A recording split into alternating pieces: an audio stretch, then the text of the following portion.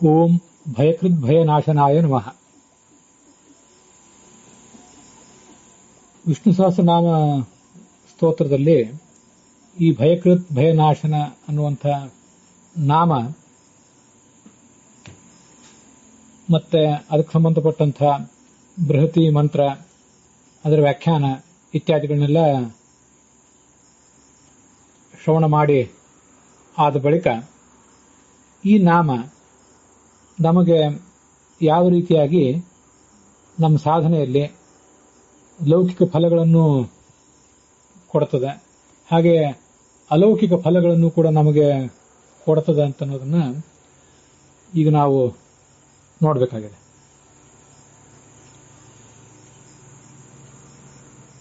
ಮಹದ್ಭಯಂ ವಜ್ರಮುದ್ಯತಂ ಅಂತ ಉಪನಿಷತ್ತು ಹೇಳ್ತದೆ. ಸಂಸಾರ ಅಂತನ್ನುವುದೇ ಒಂದು ಮಹಾಭಯ. ಆದ್ರಿಂದ ಒಟ್ಟಾರೆ ಸಂಸಾರದಲ್ಲಿದ್ದವನಿಗೆ ಅನೇಕ ಥರದ ಭಯಗಳೆಲ್ಲ ಯಾವತ್ತೂ ತೊಂದರೆ ಕೊಡ್ತಾನೆ ಇರ್ತವೆ.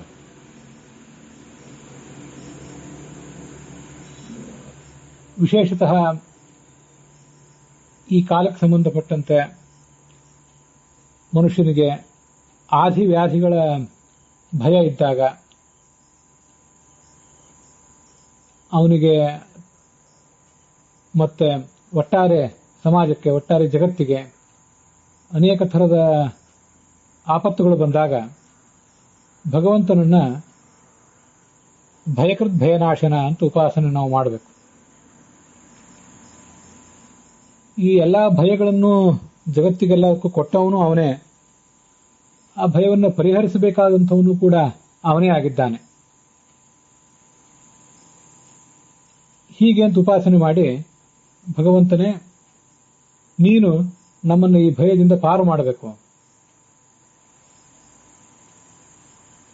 ಅಂತ ಅವನನ್ನ ಕೇಳ್ಕೊಳ್ಬೇಕು. ಭಯ ಪರಿಹಾರ ಮಾಡಲಿಕ್ಕೆ ಭಗವಂತನ ಎಲ್ಲಾ ರೂಪಗಳು ಕೂಡ ಸಮರ್ಥವೇ. ವಿಶೇಷತಃ ನರಸಿಂಹ ರೂಪ ಭಗವಂತನದೇನಿದೆ ಅದು ಎಲ್ಲಾ ಥರದ ಭಯಗಳನ್ನು ಕೂಡ ಪರಿಹಾರ ಮಾಡುತ್ತದೆ. ವೀಕ್ಷು ದಿಕ್ಷೂರ್ಧ್ವಮದ ಸಮಂತಾತ್ ಅಂತರ್ಬಹಿರ್ ಭಗವಾನ್ ನಾರಸಿಂಹ ಪ್ರಹಾಪಯನ್ ಲೋಕಭಯಂ ಸ್ವನೇನ ಸ್ವತೇಜಸ ಗ್ರಸ್ತ ಸಮಸ್ತ ತೇಜಾಹ ಅಂತ ನಾರಾಯಣ ವರ್ಮದಲ್ಲಿ ಈ ಒಂದು ಮಾತು ಕೇಳಿ ಬರ್ತದೆ. ಈ ಭಗವಂತ ವಿದಿಕ್ಷು ದಿಕ್ಷು ಎಲ್ಲಾ ದಿಕ್ಕುಗಳಲ್ಲೂ ಕೂಡ ಇದ್ದಾನೆ. ಅಂತರ್ಬಹಿ ನಮ್ಮ ಒಳಗಿದ್ದಾನೆ, ಹೊರಗಿದ್ದಾನೆ, ಕೆಳಗಿದ್ದಾನೆ, ಮೇಲಿದ್ದಾನೆ. ಅವನು ನಮ್ಮ ಈ ಭಯವನ್ನ ತನ್ನ ಅಟ್ಟಹಾಸದಿಂದ ಪರಿಹರಿಸ್ತಾ ಇದ್ದಾನೆ.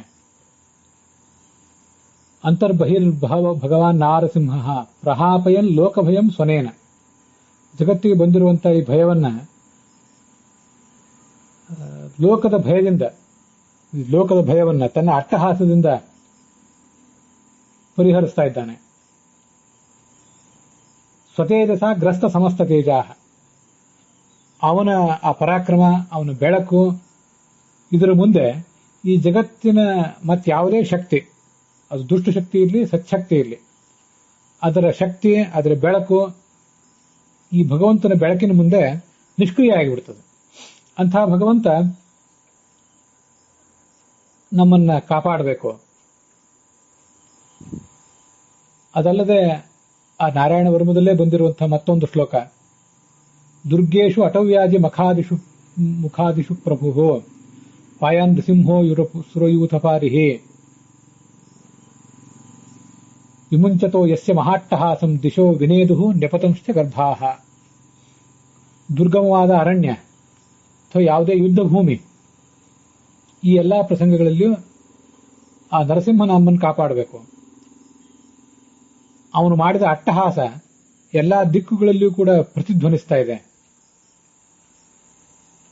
ಮತ್ತೆ ದೈತ್ಯ ಸ್ತ್ರೀಯರಿಗೆ ಗರ್ಭಪಾತ ಆಗ್ತದೆ.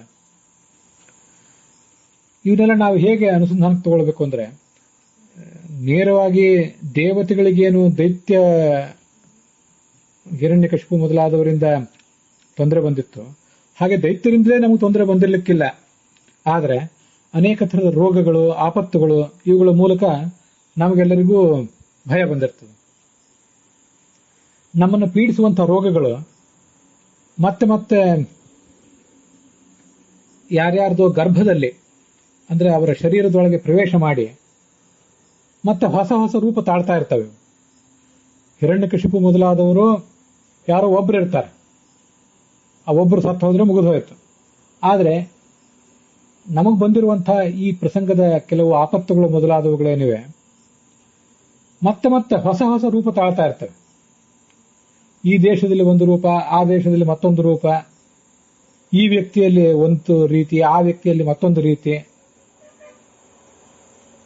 ಅವನಿಗೆ ಅದೇ ಆ ರೋಗದ ಅಭಿಮಾನಿಯಾದಂತಹ ಒಬ್ಬ ದೈತ್ಯ ಏನಿದ್ದಾನೆ, ಅವನಿಗೆ ಈ ಹಿಂದೆ ಇದ್ದಂತಹ ಶಕ್ತಿ ಬೇರೆ, ಈ ವರ್ಷ ಇದ್ದಂತಹ ಶಕ್ತಿ ಬೇರೆ, ಇನ್ನು ಮುಂದೆ ಅವನಿಗೆ ಬರುವಂತಹ ಶಕ್ತಿಗಳು ಬೇರೆ ಬೇರೆ.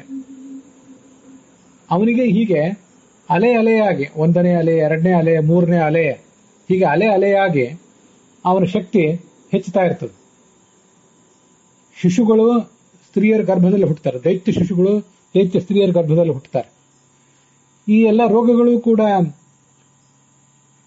ಆ ಪ್ರತಿಯೊಬ್ಬ ವ್ಯಕ್ತಿಯ ಗರ್ಭದಲ್ಲೇ ಅವನ ಶರೀರದ ಒಳಗೆ ಹುದುಗಿ ಮತ್ತೆ ಮತ್ತೆ ಹೊಸ ರೂಪ ತಾಳಿ ನಮಗೆ ಭಯ ಮಾಡ್ತಾ ಇರ್ತಾರೆ. ಹೀಗೆ ಭಗವಂತನ ಆ ಅಟ್ಟಹಾಸವನ್ನು ನಾವು ಅನುಸಂಧಾನಕ್ಕೆ ತಂದುಕೋಬೇಕು. ಇದು ನಮಗೆ ನಾವು ಮಾಡಿಕೊಳ್ಳುವಂತಹ ಒಂದು ಸೈಕೋಥೆರಪಿ. ಇದು ಭಗವಂತನ ಮುಗುಳ್ನಗೆಯನ್ನ ಸಿಂಚಿಂತೆಯೇದ್ ಭಗವತ ಚರಣಾರವಿಂದಂ ಅಂತ ಹೀಗೆಲ್ಲ ಭಾಗವತದಲ್ಲಿ ಅವನ ಚರಣಾರವಿಂದವನ್ನು ಧ್ಯಾನಿಸಬೇಕು. ಮತ್ತೆ ಸ್ಮರಾಮಿ ಭವಸಂತಾಪ ಹಾನಿದಾಮೃತ ಸಾಗರಂ ಪೂರ್ಣಾನಂದಸ್ಯ ರಾಮಸ್ಯ ಸಾನುರಾಗಾವಲೋಕನಂ. ಆ ಭಗವಂತನ ಕರುಣಾಪೂರ್ಣವಾದ ನೋಟವನ್ನು ಧ್ಯಾನಿಸಬೇಕು ಅಂತ ಹೀಗೆಲ್ಲ ಬರ್ತಿರ್ತದೆ ಬೇರೆ ಬೇರೆ ಕಡೆ. ಆ ಮಂದಹಾಸ, ಆ ಮೆಲುನಗೆ, ಆ ಹೂನಗೆ ಇತ್ಯಾದಿಗಳನ್ನು ಧ್ಯಾನಿಸುವುದಲ್ಲದೆ ಭಗವಂತನ ಅಟ್ಟಹಾಸವನ್ನು ಕೂಡ ಹೀಗೆ ನಾವು ಧ್ಯಾನಿಸಬೇಕು. ಹೀಗೆ ಧ್ಯಾನಿಸಿದಾಗ ಅದರಿಂದ ನಮ್ಮಲ್ಲಿ ಒಂದು ಶಕ್ತಿ, ಪ್ರತಿರೋಧ ಶಕ್ತಿ ಸಿದ್ಧ ಆಗ್ತದೆ. ಸಿದ್ಧ ಆಗಿ ಅದು ಈ ರೋಗದ ಆ ಭೌತಿಕ ಶಕ್ತಿಯನ್ನು, ಭಯವನ್ನು ನಮಗೆ ಕೊಟ್ಟಿರುವಂತಹ, ಭಯವಕ್ಕೆ ಉತ್ಪಾದಕವಾಗಿರುವಂತಹ ರೋಗದ ಭೌತಿಕ ಶಕ್ತಿಯನ್ನು ಅದು ಹಿಮ್ಮೆಟ್ಟಿಸ್ತದೆ. ಅದಲ್ಲದೆ ಆ ರೋಗದ ಅಭಿಮಾನಿಗಳ ದೈತ್ಯರ ಶಕ್ತಿ ಏನಿದೆ ಅದನ್ನು ಕೂಡ ಈ ನಮ್ಮ ಚಿಂತನೆ, ನಮಗೆ ನಾವು ಮಾಡಿಕೊಳ್ಳುವಂತಹ ಒಂದು ಚಿಂತನೆ ಏನಿದೆ ಹಿಮ್ಮೆಟ್ಟಿಸ್ತದೆ. ಸ ಕಿಮ್ಮ ಉಪತಪಸಿ ಯೋಹಮನೇನ ನಪ್ರೇಷ್ಯಾಮಿ ಅಂತ ಛಾಂದೋಗ್ಯ ಉಪನಿಷತ್ತು ಆ ಪುರುಷ ಯಜ್ಞದ ಪ್ರಸಂಗದಲ್ಲಿ ಅದನ್ನು ವರ್ಣನೆ ಮಾಡಿದ್ದನ್ನು ಹಿಂದೆ ಅನೇಕ ಬಾರಿ ಕೇಳಿದ್ದೇವೆ ನಾವು.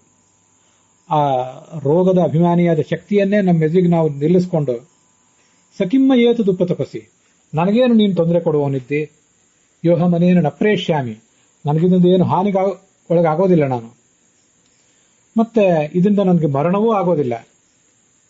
ಭಗವಂತನಾದ ನಾರಾಯಣನ ಪೂಜೆಗಾಗಿ ಮೀಸಲಾಗಿರುವಂತಹ ನನ್ನದೊಂದು ಜನ್ಮ ಇದು ಅಂತ ನಾನು ಉಪಾಸನೆ ಮಾಡ್ತಾ ಇದ್ದೇನೆ. ಹಾಗಿರುವಾಗ ನೀನು ನನಗೇನು ಮಾಡುವವನಿದ್ದೆ ಅಂತ ಜ್ವರಕ್ಕೆ ರೋಗಕ್ಕೆ ಮನುಷ್ಯ ಸಡ್ಡು ಹೊಡೆಯಬಹುದು. ನಾರಾಯಣ ವರ್ಮ ಅನ್ನೋದು ಎಲ್ಲ ರೀತಿಯಾದಂತಹ ಭಯಗಳನ್ನು ಪರಿಹರಿಸುವಂತಹ ಮಂತ್ರ ಅಂತ ಆ ನಾರಾಯಣ ವರ್ಮದ ಮಂತ್ರದ ಪೂರ್ವಭಾವಿಯಾಗಿ ಮತ್ತೆ ಆಮೇಲೆ ಬಂದಿರುವಂತಹ ಮಂತ್ರ.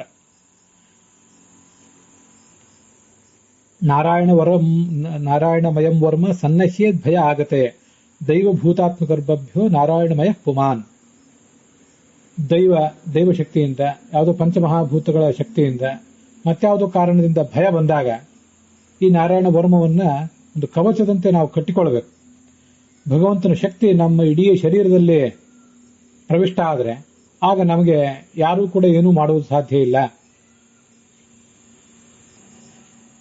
ಏತದ್ಧಾರಯಮಾಣಸ್ತು ಯಂ ಪಶ್ಯತಿ ಚಕ್ಷುಷಾ ಪದಾವಾ ಸಂಸ್ಪೃಶೇತ್ ಸದ್ಯ ಸಾಧ್ವಸಾಚ್ಚ ವಿಮುಚ್ಯತೆ. ಅದು ನಾರಾಯಣ ವರ್ಮದ ಫಲಶ್ರುತಿಯಲ್ಲಿ ಬಂದಿರುವಂತಹ ಮಂತ್ರ. ನಾರಾಯಣ ವರ್ಮವನ್ನು ನಿತ್ಯ ಜಪಿಸ್ತಾ ಇರುವಂತಹ ಒಬ್ಬ ಸಾಧಕ ತನ್ನ ಕಣ್ಣಿನಿಂದ ಭಯಗ್ರಸ್ತರಾದಂತಹ ಆಪತ್ತಿಗೊಳಗಾದಂತಹ ಬೇರೆ ಯಾರೇ ವ್ಯಕ್ತಿಗಳನ್ನು ಒಂದು ಬಾರಿ ನೋಡಿದರೆ ಅಥವಾ ಇವನ ಕಾಲಿನ ಸ್ಪರ್ಶ ಆ ಭಯಗ್ರಸ್ತರಾದವರಿಗಾದರೂ ಕೂಡ ಅವರು ತಮ್ಮ ಭಯವನ್ನು ಕಳ್ಕೋತಾರೆ. ಇಷ್ಟು ಶಕ್ತಿ ಇದೆ ಅದಕ್ಕೆ.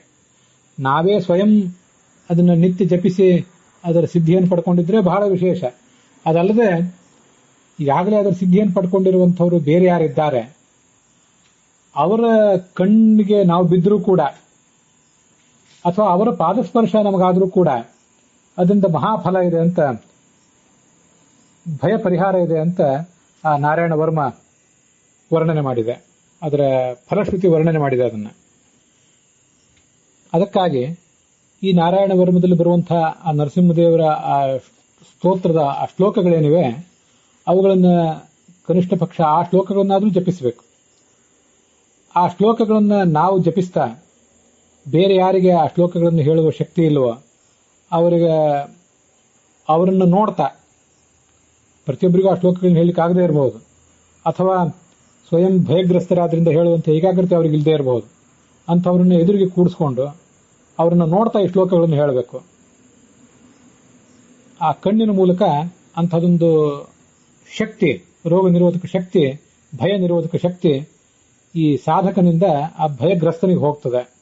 ಅಥವಾ ಅವನ ತಲೆಯನ್ನು ಮುಟ್ಟಿ, ಇದು ಬೇರೆ ಎಲ್ಲರಿಗೂ, ಬೇರೆ ಯಾರಿಗೆ ರೋಗಿಗಳಿಗೆ ಅಂತಲ್ಲ, ಮನೆಯಲ್ಲಿ ಪ್ರತಿಯೊಬ್ಬರು ಕೂಡ ತಂದೆ ತಾಯಂದಿರಾದವರು ಚಿಕ್ಕವರಿಗೆ, ಯಾರೇ ದೊಡ್ಡವರಾದವರು ಚಿಕ್ಕವರಿಗೆ, ವಿಶೇಷತಃ ಮಕ್ಕಳು ಮೊದಲಾದವರಿಗೆ ಒಂದು ಸರ್ವತೋಮುಖವಾದಂತಹ ರಕ್ಷಣೆಯನ್ನು ಕೊಡುವಂತಹ ವಿಧಾನ ಇದು. ಅವ್ರ ತಲೆಯನ್ನು ಮುಟ್ಟಿ ಈ ಶ್ಲೋಕಗಳನ್ನು ಹೇಳಬೇಕು. ಈ ನಾರಾಯಣ ವರ್ಮ, ವಿಷ್ಣು ಸಹಸ್ರನಾಮ ಇತ್ಯಾದಿಗಳ ಶಕ್ತಿಯನ್ನು ತುಂಬಿಕೊಂಡಿರುವಂಥದ್ದೇ ಒಂದು ಕೈಯಲ್ಲಿ ಖಡ್ಗ ಒಂದು ಕೈಯಲ್ಲಿ ಹಲಗೆ ಅನ್ನುವಂಥ ಸಣ್ಣ ಕನ್ನಡದ ಮಂತ್ರ. ಅದನ್ನಾದರೂ ಹೇಳುವುದು ಇನ್ನೂ ಸುಲಭ. ಅದನ್ನ ನಾವು ಜಪ ಮಾಡಿ ಯಾರು ಭಯಗ್ರಸ್ತರಾಗಿದ್ದಾರೆ, ಆಪತ್ತಿಗೆ ಸಿಲುಕಿದ್ದಾರೆ ಅಂಥವ್ರನ್ನ ನೋಡ್ತಾ, ಅಂಥವ್ರನ್ನ ಮುಟ್ಟಿ ಆ ಕನ್ನಡದ ಮಂತ್ರವನ್ನಾದರೂ ಹೇಳಬೇಕು. ಮೂಲ ಸಂಸ್ಕೃತದ ವ್ಯಾಸರು ಕೊಟ್ಟಂತಹ ಮಂತ್ರಗಳನ್ನು ಹೇಳುವುದು ಅತ್ಯಂತ ಶ್ರೇಷ್ಠ. ಕೈಯಿಂದ ಮುಟ್ಟಬಹುದು, ಕಾಲಿನಿಂದ ಮುಟ್ಟಿದ್ರೂ ಭಯ ಪರಿಹಾರ ಆಗ್ತದೆ ಅಂತ ನಾನು ಹೇಳಿದೆ. ಅಲ್ಲಿ ನಾರಾಯಣ ವರ್ಮದಲ್ಲಿ ಹಾಗಿದೆ, ಪದಾವ ಸಂಸ್ಪೃಶೇತ್ ಅಂತ. ದೊಡ್ಡವರಾದವರು ಚಿಕ್ಕವರು ದೊಡ್ಡವರಿಗೆ ಕಾಲಿಗೆ ಬೀಳಬಹುದು. ಕಾಲಿಗೆ ಬಿದ್ದಾಗ ದೊಡ್ಡವರು ಈ ಮಂತ್ರಗಳನ್ನು ಹೇಳಿ ತಮ್ಮ ಶಕ್ತಿಯನ್ನ ಚಿಕ್ಕವರಿಗೆ ಕೊಡಬಹುದು. ಆದರೆ ಎಲ್ಲರನ್ನೂ ಕಾಲಿನಿಂದ ಮುಟ್ಲಿಕ್ಕೆ ಆಗೋದಿಲ್ಲಲ್ಲ. ಅದಕ್ಕೆ ಕೈಯಿಂದ ಮುಟ್ಟುವುದು ಅತ್ಯಂತ ಶ್ರೇಷ್ಠವೇ. ಆ ಭಗವಂತ ತನ್ನ ಅಭಯ ಹಸ್ತದ ಮೂಲಕವೇ ಅಂಥ ಎಲ್ಲ ಶಕ್ತಿಗಳನ್ನು ನಮಗೆ ಕೊಡ್ತಾನೆ ಯಾವತ್ತು. ನಾವು ನಮ್ಮ ಕೈಗಳಿಂದ ಈ ಚಿಕ್ಕವರು ಮತ್ತಾರೋ ಅಪಗ್ರಸ್ತರಾದವರು ಏನಿದ್ದಾರೆ ಅವರ ತಲೆಯನ್ನು ಮುಟ್ಟಿ ಈ ಮಂತ್ರವನ್ನು ಹೇಳಿದಾಗ ಅದು ಭಗವಂತನದ ಕೈಯೇ ನಮ್ಮ ಕೈ ಒಳಗಿರ್ತದೆ. ಆ ಮೂಲಕ ಭಗವಂತನ ಕೈಯಿಂದಲೇ ಈ ಶಕ್ತಿ ನಮ್ಮ ಮೂಲಕ ನಾವೊಂದು ಉಪಕರಣ ಮಾತ್ರವಾಗಿ ಆ ಸಂಬಂಧಪಟ್ಟವರಿಗೆ ಆ ಶಕ್ತಿ ಸಂಕ್ರಾಂತ ಆಗ್ತದೆ. ಅದನ್ನಾದ್ರೂ ಮಾಡಬಹುದು. ತಂತ್ರಸಾರದಲ್ಲಿ ಒಂದು ತುಂಬಾ ಸುಂದರವಾದಂತಹ ಮಂತ್ರ ಇದೆ. ಅದು ವೇದೋಕ್ತ ಧನ್ವಂತರಿ ಮಂತ್ರ ಅಂತ ಅದನ್ನ ಕರೆದಿದ್ದಾರೆ.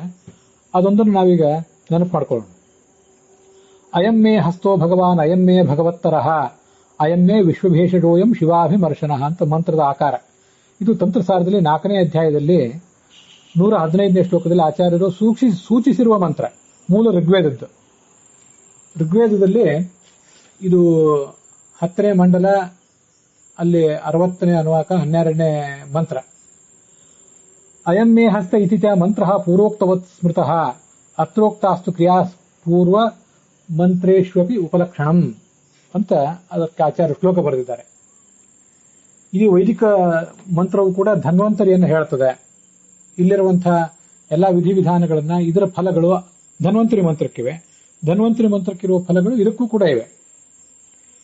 ನನಗೆ ಯಾವ ಮಂತ್ರ, ಅದರಲ್ಲಿ ಕನಿಷ್ಠ ಯಾವ ಮಂತ್ರ ಹೆಚ್ಚಿನದು ಅಂತನ್ನುವುದು ಏನೂ ಇಲ್ಲ. ಆದರೂ ಈ ಮಂತ್ರ ಧನ್ವಂತರಿ ಮಂತ್ರಕ್ಕಿಂತ ಹೆಚ್ಚು ಮಹತ್ವದ್ದಾಗಿ ಕಾಣ್ತದೆ ನನಗೆ. ಯಾಕೆ ಹಾಗೆ ಅಂದ್ರೆ, ಓಂ ಧಮ್ ಧನ್ವಂತರೇ ನಮಃ ಅಂತ ಹೀಗೆ ಹೇಳಿದಾಗ ಧನ್ವಂತರಿ ಅಂದ್ರೆ ಈ ಮರಳು ಧನ್ವ ಅಂದ್ರೆ ಮರಳುಗಾಡಿನಂತಹ ಸಂಸಾರ, ಅಲ್ಲಿ ಬಿದ್ದಿರುವಂತಹ ನಮಗೆ ತರಿಯಂತೆ ಒಂದು ನೌಕೆಯಂತೆ ನಮ್ಮನ್ನು ಕಾಪಾಡಿಸುವವನು, ಹೀಗೆಲ್ಲ ಅರ್ಥದಲ್ಲಿ ಬರ್ತದೆ. ಈ ಅಯಮ್ಮೇ ಹಸ್ತೋ ಭಗವಾನ್ ಅಯಮ್ಮೇ ಭಗವತ್ತರ ಅನ್ನೋ ಮಂತ್ರ ಇದೆಯಲ್ಲ, ಸ್ವಲ್ಪ ಆ ಧನ್ವಂತರಿ ಮಂತ್ರಕ್ಕಿಂತ ದೀರ್ಘವಾಗಿದೆ. ಆದರೆ ಇದರಲ್ಲಿ ಒಂದು ಹೆಚ್ಚಿನ ಭರವಸೆಯನ್ನು ಕೊಡುವಂತಹ ಅರ್ಥ ಇದೆ. ಅದೇನು? ಸ್ವಯಂ ಭಗವಂತನೇ ಹೇಳೋ ಮಂತ್ರ ಅದು. ನಾವು ಸಾಯಣ ಭಾಷೆ ಇತ್ಯಾದಿಗಳನ್ನು ತೆಗೆದು ನೋಡಿದ್ರೆ, ಯಾರೋ ಒಬ್ರು ಕೆಲವರು ಬಂಧುಗಳು ಇನ್ನೊಬ್ರು ಯಾರೋ ಬಂಧುಗಳನ್ನ ಮುಟ್ಟಿದ್ರಿಂದ ಅಲ್ಲೇನೋ ಸಮಸ್ಯೆ ಪರಿಹಾರ ಆಯಿತು, ಹೀಗೇನೋ ಅದಕ್ಕೊಂದು ವ್ಯಾಖ್ಯಾನ ಇದೆ. ಯಾವುದೋ ಒಂದು ಇತಿಹಾಸದಲ್ಲಿ ಎಲ್ಲೋ ಒಂದು ನಡೆದಿರುವ ಘಟನೆ ಅವ್ರು ಹೇಳ್ತಿರ್ಬೋದು, ಇಲ್ಲ ಅಂತಲ್ಲ. ಸ್ವಯಂ ಭಗವಂತ ಹೇಳುವಂತಹ ಮಂತ್ರ ಇದು. ಅಯಂ ಮೇ ಹಸ್ತಃ ಇತಿ ಮಂತ್ರಸ್ಯ ಬ್ರಹ್ಮ ಋಷಿ ಅನುಷ್ಠುಪ್ ಛಂದ ಧನ್ವಂತರಿ ಪರಮಾತ್ಮ ದೇವತಾ. ಅದಕ್ಕೂ ಅಂಗನ್ಯಾಸ ಕರನ್ಯಾಸ ಎಲ್ಲ ಇದೆ. ಅದಿಲ್ಲದೆ ಹೋದ್ರೂ ಕೂಡ ಇಷ್ಟೇ ಮಂತ್ರವನ್ನಾದರೂ, ಈ ವೇದೋಕ್ತ ಮಂತ್ರ ಆದ್ರಿಂದ ಮಡಿ ಉಟ್ಕೊಂಡು ಅದನ್ನು ಹೇಳುವುದು ಹೆಚ್ಚು ಸೂಕ್ತ. ತೀರಾ ಬಹಳ ಮಡಿಯಲ್ಲದೆ ಹೋದ್ರೂ ಒಂದು ರೇಷ್ಮೆ ಮಡಿ ಅಥವಾ ದಾಬಳಿ ಇತ್ಯಾದಿಗಳನ್ನು ಉಟ್ಕೊಂಡು ಮಾಡಿದರೆ ಅದಕ್ಕೊಂದು ಹೆಚ್ಚು ಫಲ. ಅಯಂ ಮೇ ಹಸ್ತಃ ಭಗವಾನ್, ಭಗವಂತ ಹೇಳ್ತಾನೆ, ನನ್ನ ಈ ಕೈ ಇದೆಯಲ್ಲ ಇದು ಭಗವಾನ್. ಇದು ತುಂಬಾ ವಿಚಿತ್ರ. ಇದು ನಾವು ಇಡೀ ಭಗವಂತನನ್ನ ಭಗವಾನ್ ಧನ್ವಂತರಿ, ಭಗವಾನ್ ಕೃಷ್ಣ, ಭಗವಾನ್ ರಾಮ ಅಂತ ಹೀಗೆಲ್ಲ ಹೇಳ್ತೇವೆ. ಅವರ ಇಡೀ ಸ್ವರೂಪವೇ ಧನ್ವಂತರಿ, ಇಡೀ ಸ್ವರೂಪವೇ ಭಗವಾನ್, ಇಡೀ ಸ್ವರೂಪವೇ ಭಗವಾನ್. ಹೌದು, ಅದು ಕೈ ಭಗವಾನ್ ಅಂತ ಹೇಳ್ತಾ ಇದ್ದಾನಿಲ್ಲಿ.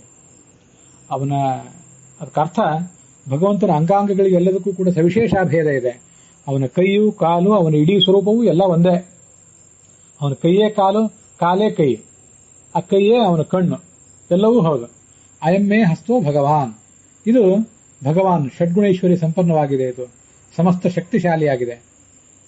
ಅಯಮ್ಮೇ ಭಗವತ್ತರಹ, ಅದು ಇನ್ನೂ ಹೆಚ್ಚಿನ ಶಕ್ತಿ ಉಳ್ಳದ್ದಾಗಿದೆ. ನನಗೆ ಈ ಮಂತ್ರವನ್ನು ನೋಡಿದಾಗ ಏತಾವಾನಸ್ಯ ಮಹಿಮಾ ಅಥೋ ಜ್ಯಾಯಾಂಶ ಪೂರುಷಃ ಅಂತ ಪುರುಷ ಸೂಕ್ತದ ನೆನಪು ಬರ್ತದೆ. ಏತಾವಾನ್ ಅಸ್ಯ ಮಹಿಮಾ, ಈ ಭಗವಂತನ ಮಹಿಮಾ ಇಷ್ಟಿದೆ. ಅಥೋ ಜ್ಯಾಯಾಂಶ ಪೂರುಷಃ, ನೀವು ತಿಳಿದಿರುವಷ್ಟೇ ಅಲ್ಲ, ಇನ್ನೂ ಹೆಚ್ಚಿನ ಮಹಿಮಾ ಇದಕ್ಕಿದೆ ಅಂತ ಅಲ್ಲಿ ಹೇಳ್ತಾರೆ. ಹಾಗೆ ಅಯಮ್ಮೇ ಹಸ್ತಃ ಭಗವಾನ್, ಇದು ಷಡ್ಗುಣೇಶ್ವರಿ ಸಂಪನ್ನವಾಗಿದೆ ನನ್ನ ಈ ಕೈ. ಅಯಮ್ಮೇ ಭಗವತ್ತರ, ಇನ್ನೂ ಹೆಚ್ಚಿನ ಶಕ್ತಿಗಳು, ನಿಮಗೆ ಯಾರಿಗೂ ತಿಳಿಯದ ಹೆಚ್ಚಿನ ಶಕ್ತಿಗಳು, ಹೆಚ್ಚಿನ ಗುಣವೈಭವ ಇದಕ್ಕಿದೆ. ಅಯಮ್ಮೇ ವಿಶ್ವಭೇಷಜ, ಇದು ನಮಗೆ ಬೇಕಾಗಿರುವಂತಹ ಸಂಗತಿ. ವಿಶ್ವಭೇಷಜ, ನನ್ನ ಈ ಕೈ ವಿಶ್ವ, ಎಲ್ಲದಕ್ಕೂ ಕೂಡ ಭೇಷಜ, ಔಷಧ ರೂಪವಾಗಿರುವಂಥದ್ದು. ಎಲ್ಲದಕ್ಕೂ, ಎಲ್ಲಾ ವ್ಯಕ್ತಿಗಳಿಗೂ, ಈ ವಿಶ್ವ ಅನ್ನೋದಕ್ಕೆ ಎಲ್ಲದಕ್ಕೂ ಅಂತ. ಎಲ್ಲ ಅಂತಂದ್ರೆ ಎಲ್ಲಾ ಥರದ ರೋಗಗಳು, ಎಲ್ಲಾ ಥರದ ವ್ಯಕ್ತಿಗಳು, ಎಲ್ಲಾ ಥರದ ಕಾಲಗಳು, ಎಲ್ಲಾ ಥರದ ದೇಶಗಳು. ಹಾಗಾಗಿ ಒಟ್ಟಾರೆ ಯಾವುದೇ ದೇಶ, ಯಾವುದೇ ಕಾಲ ಇರಲಿ, ಯಾವುದೇ ವ್ಯಕ್ತಿ ಇರಲಿ, ಅವನಿಗೆ ಬಂದಿರುವಂತಹ ಯಾವುದೇ ತೊಂದರೆ ಇರಲಿ, ದೈಹಿಕ ವ್ಯಾಧಿ ಇರಲಿ, ಮಾನಸಿಕ ವ್ಯಾಧಿ ಇರಲಿ, ಭಯವಿರಲಿ, ಅದೆಲ್ಲದಕ್ಕೂ ಇದೊಂದು ಭೇಷಜ. ಮತ್ತೆ ಅಯಂ ಶಿವಾಭಿಮರ್ಶನ, ನನ್ನ ಸ್ಪರ್ಶ ಏನಿದೆ, ನಾನು ಭಕ್ತರನ್ನು ಮುಟ್ಟಿ ಮಾಡುವಂತಹ ಸ್ಪರ್ಶ ಏನಿದೆ, ಆ ಸ್ಪರ್ಶವೇ ತುಂಬಾ ಮಂಗಲಕರವಾದದ್ದು. ಶಿವಾಭಿಮರ್ಶನ, ಒಂದು ಮಾಂಗಲ್ಯವನ್ನ, ಅವನ ಜೀವನದ ಶರಣಾಗತನಾದ ಭಕ್ತನ ಎಲ್ಲಾ ಥರದ ಅಮಾಂಗಲ್ಯಗಳನ್ನು ತೊಳೆದು ಅವನಿಗೆ ಮಾಂಗಲ್ಯವನ್ನು ಕೊಡುವಂತಹ ಮಂತ್ರ ಕೈ ನನ್ನದಿದು ಅಂತ ಭಗವಂತ ಹೇಳ್ಕೊಂಡ ಮಂತ್ರ. ಈಗ ಬೇರೆ ವೈದ್ಯರಾದ್ರೆ ಅವ್ರ ಕೈಯೇ ಏನು ಔಷಧ ಆಗೋದಿಲ್ಲ, ಕೈಯಿಂದ ಔಷಧ ಕೊಡಬೇಕಷ್ಟೇ. ಅವರು ಕೈಯಿಂದ ಮುಟ್ಟಿ ನೋಡಿ ರೋಗಿಗಳನ್ನ ತಿಳ್ಕೊಂಡು ಮುಂದೆ ಆ ಕೈಗಳಿಂದ ಬೇರೆ ಔಷಧ ತಗೊಂಡು ಕೊಡಬೇಕು. ಕೈಯೇ ಯಾರ್ದು ಔಷಧ ಆಗೋದಿಲ್ಲ, ಕೈಯಿಂದನೇ ನೇರವಾಗಿ ಏನು ಔಷಧ ಹುಟ್ಟುವುದಿಲ್ಲ. ಆದರೆ ಭಗವಂತ ಔಷಧಂ ಜಗತಸ್ಸೇತು ಅಂತ ವಿಷ್ಣು ಸಹಸ್ರನಾಮದಲ್ಲಿ ಅವನನ್ನು ಔಷಧ ಅಂತ ಹೇಳಿದ್ದಾರೆ. ವೇದ್ಯೋ ವೈದ್ಯ ಅಂತ ಅವನನ್ನು ಹೇಳಿದ್ದಾರೆ. ಅದನ್ನ ಅವನೇ ವೈದ್ಯ, ಅವನೇ ಔಷಧ. ಅದೇ ಒಂದು ಅದ್ಭುತ. ಅವನ ನಾಮಸ್ಮರಣವೇ ಒಂದು ಔಷಧ. ಹೀಗೆ ಯಾವುದೇ ದೇಶದಲ್ಲಿ, ಯಾವುದೇ ಕಾಲದಲ್ಲಿ, ಎಲ್ಲಾ ವ್ಯಕ್ತಿಗಳಿಗೂ, ಎಲ್ಲಾ ಥರದ ಸಮಸ್ಯೆಗಳಿಗೂ, ಎಲ್ಲಾ ಭಯ, ರೋಗ ಇತ್ಯಾದಿ ಎಲ್ಲದಕ್ಕೂ ಕೂಡ ಇದೊಂದು ಔಷಧ. ಅಯಂ ಶಿವಾಭಿಮರ್ಶನ, ಮಂಗಲಕರವಾದ ಸ್ಪರ್ಶ ಇದು ಅಂತ ಆ ಭಗವಂತನ ಕೈಯನ್ನು ವರ್ಣನೆ ಮಾಡಿರುವಂತಹ ಒಂದು ಮಂತ್ರ ಇದು. ಇದನ್ನು ಹೇಳ್ತಾ ಎಲ್ಲರೂ ಕೂಡ ಸಂಬಂಧಪಟ್ಟವರಿಗೆ, ಆಪನ್ನರಾದವರಿಗೆ ಕರಸ್ಪರ್ಶ ಮಾಡಬೇಕು. ವೈದ್ಯರಾದವರು ಕೂಡ ಒಂದು ಸಿದ್ಧಿಯನ್ನ ಪಡ್ಕೊಳ್ಳಬೇಕು ಅಂತ ಶಾಸ್ತ್ರದಲ್ಲಿ ವರ್ಣನೆ ಮಾಡ್ತಾರೆ. ಅವರಿಗೂ ಕೂಡ ಅನೇಕ ಥರದ ನಿಯಮಗಳು, ಧಾರ್ಮಿಕ ನಿರ್ಬಂಧಗಳಿವೆ. ಅದನ್ನೆಲ್ಲ ಮಾಡಿಕೊಂಡು ಕೇವಲ ಪುಸ್ತಕದ ಜ್ಞಾನ ಮಾತ್ರ ಅಲ್ಲ, ಒಂದು ರೀತಿಯಾದ ಸಿದ್ಧಿಯನ್ನು ಅವರು ಪಡ್ಕೊಳ್ಬೇಕು ಅಂತ ಹೇಳ್ತಾರೆ. ಹಾಗೆಲ್ಲ ಮಾಡಿದ್ದಾದ್ರೆ ಈ ಮಂತ್ರಗಳು ಫಲ ಕೊಡ್ತವೆ ಅಂತ ತಿಳ್ಕೊಳ್ಬೇಕು. ಮತ್ತೆ ನಾವು ಭಗವಂತನ ಯಾವುದೇ ರೂಪವನ್ನು ನೋಡಿದರೂ ಕೂಡ ಅಲ್ಲಿ ಶಂಖ, ಚಕ್ರ, ಗದಾ, ಪದ್ಮ ಇವು ಇರ್ತವೆ. ಇನ್ನು ಕೆಲವು ರೂಪಗಳಲ್ಲಿ ಶಂಖ, ಚಕ್ರ ಇರ್ತವೆ, ಒಂದು ಅಭಯ ಹಸ್ತ, ಒಂದು ವರ ಹಸ್ತ ಇರ್ತದೆ. ನಾವೀಗ ಅಭಯದ ಹಸ್ತದ ಬಗ್ಗೆ ಅನುಸಂಧಾನ ಮಾಡೋಣ. ಈ ಅಭಯ ಹಸ್ತ ಅಂದ್ರೆ ಯಾವುದು, ವರಹಸ್ತ ಅಂದ್ರೆ ಯಾವುದು, ಅದು ಒಮ್ಮೆಲೆ ತೀರ್ಮಾನ ಆಗುವಂಥದ್ದಲ್ಲ. ಅದು ಶಿಲ್ಪಶಾಸ್ತ್ರಗಳಲ್ಲಿ ಎರಡೂ ತರ ಹೇಳ್ತಾರೆ.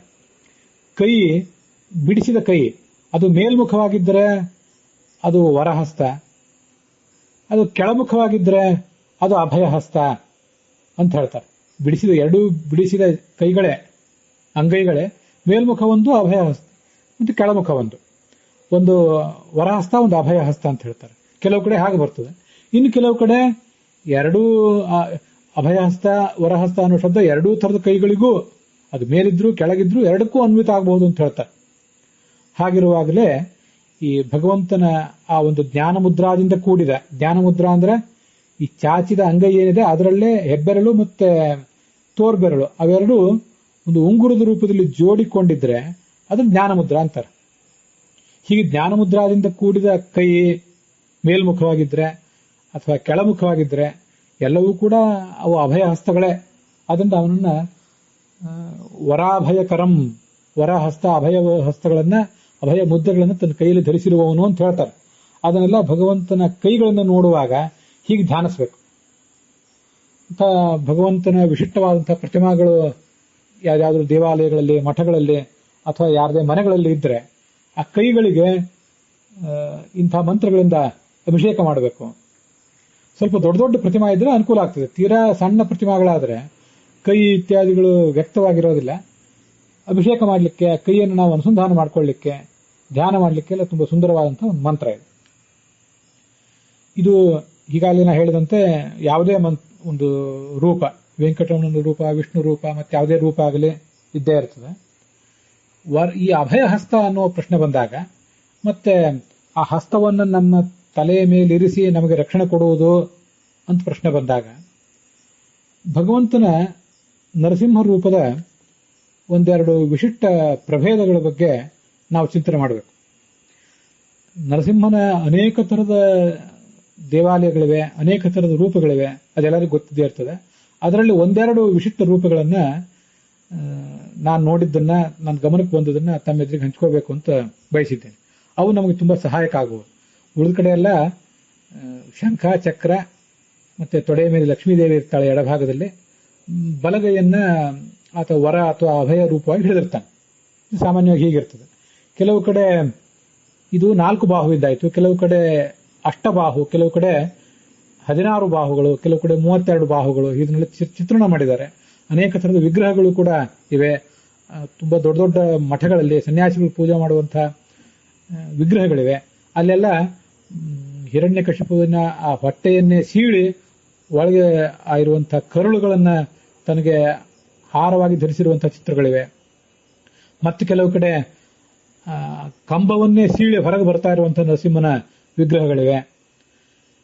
ನಿಂತ ನರಸಿಂಹನ ವಿಗ್ರಹಗಳಿವೆ.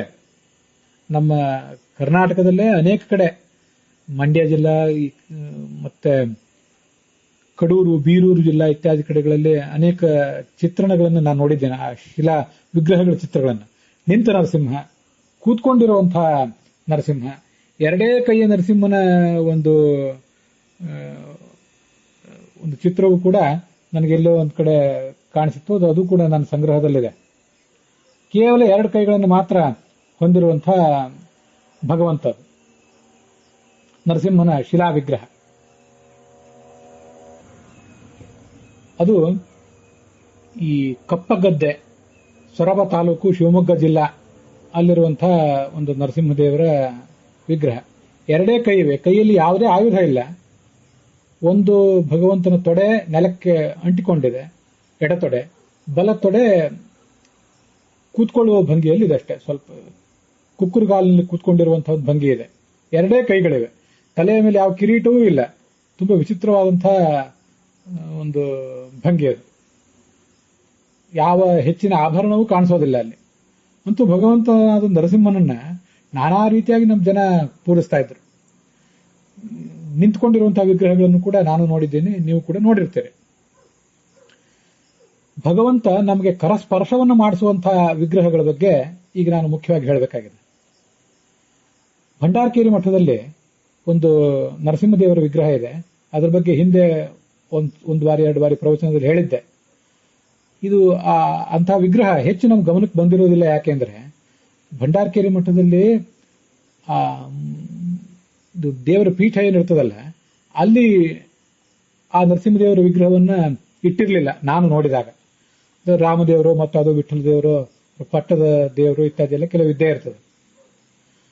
ಅದರ ಪಕ್ಕದಲ್ಲಿ ಮತ್ತೊಂದು ವಿಗ್ರಹ ಇತ್ತು, ತೊಡೆಯ ಮೇಲೆ ಮಲಗಿದ್ದಾರೆ. ನಮಗೆ ಅನೇಕ ಕಡೆ ಗೊತ್ತಿದೆ, ಹಿರಣ್ಯಕಶಿಪುವನ್ನ ತೊಡೆಯ ಮೇಲೆ ಮಲಗಿಸಿಕೊಂಡು ಅವನನ್ನು ಸೀಳೆ ಹಾಕ್ತಾ ಇರುವಂತಹ ವಿಗ್ರಹ ಅದಿರ್ತದೆ. ಆದ್ರೆ ಮಲಗಿದ್ದು ಆ ಒಂದು ಶರೀರ, ನರಸಿಂಹನ ತೊಡೆಯ ಮೇಲೆ ಮಲಗಿದ್ದ ಆ ಶರೀರವನ್ನು ಗಮನಿಸಿದ್ರೆ ಅದು ಹಿರಣ್ಯಕಶಿಪುವಿನಂತೆ ಕಾಣಲಿಲ್ಲ. ನಾನು ಆ ಸಂಬಂಧಪಟ್ಟವರನ್ನು ಕೇಳಿದ್ದಕ್ಕೆ ಅವ್ರು ಹೇಳಿದ್ರು, ಅದು ಹಿರಣ್ಯಕಶಿಪುವಲ್ಲ, ಪ್ರಹ್ಲಾದ ಅಂತ. ಪ್ರಹ್ಲಾದನನ್ನ ತೊಡೆಯ ಮೇಲೆ ಮಲಗಿಸಿ ಆತನಿಗೆ ಸಾಂತ್ವನ ಕೊಡ್ತಾ ಇರುವಂತಹ ಒಂದು ಅದ್ಭುತವಾದಂತಹ ಶಿಲ್ಪ. ಅದು ಒಂದು ಲೋಹದ ವಿಗ್ರಹ, ಸಣ್ಣ ವಿಗ್ರಹನೇ. ಆದ್ರೆ ಯಾರೋ ಒಬ್ಬ ಜ್ಞಾನಿಗಳಾದವರು ಆ ಭಗವಂತನನ್ನ ಹಾಗೆ ಕಾಣಬೇಕು ಅಂತ ಬಯಸಿ ಮಾಡಿಸಿಕೊಂಡಂತ ವಿಗ್ರಹ ಇದ್ದಿರಬೇಕು. ನನಗೆ ಅಂತ ವಿಗ್ರಹ ಮತ್ತೊಂದು ಕಡೆ ಎಲ್ಲೂ ಕಾಣಲಿಲ್ಲ. ನಮಗೆ ಈ